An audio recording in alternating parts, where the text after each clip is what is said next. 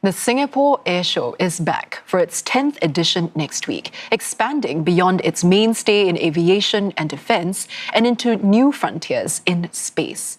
More than 1,000 companies from over 50 countries are expected at the trade show, with the public weekend show promising to be packed with aerial performances and aircraft displays. But with health concerns like the Nipah virus emerging in the region, are organisers putting extra precautions in place? For more, we're joined by Leck Chet Lam, who is Managing Director of Experia Events. Chet Lam, welcome to the show. Now, first of all, let's start with the concerns regarding the Nipah virus situation. What kind of precautions will your company be taking to protect both the visitors and also the exhibitors? Will we see more temperature screenings, for example, on site? So as an event organizer, the safety and the well-being of all our attendees is of utmost importance to us. So we are tracking the situation closely and also in constant contact with all the relevant authorities so that we can better understand any latest developments or are there any requirements. So if there are, whether it's precautions to be taken or measures to be taken, we will implement them at the airshow site and to ensure that when the attendees come to our show, the environment that they feel is safe and well maintained. So really that's our goal, to make sure that safety and well-being of our attendees are taken care of thoroughly. And especially since this is the 10th edition of the Airshow, that is quite a milestone. Can we expect anything different or special this year? Well, I think first and foremost, it's been 10 edition. That's 20 years of aviation excellence for us. And one of the key important things that we are doing is that we are going to space. From air, we have been launching into the space domain. And that's a very, very big growing domain. The global space industry is forecasted by McKinsey to reach about 1.8 trillion US dollars come 2035. So it's really a growing industry. And if you notice, space has also become a very important part of our daily lives. Communications, navigation, GPS, even broadcasts, right? I think we rely on space technologies.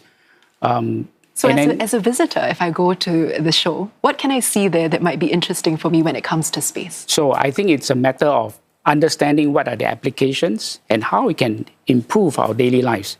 You know, simple things like, navigation, I think there's also improvements that can be made. With better data analysis, I think you get more clarity, you get more fidelity. So these are the things that as a trade visitor or as an exhibitor, I think that's where you can tell people what's available and what are the capabilities of space technologies.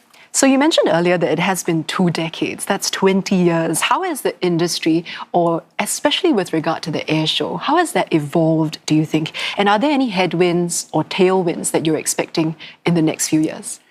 Well, I think if you see for the last 20 years, there are changes, but there are things that didn't change.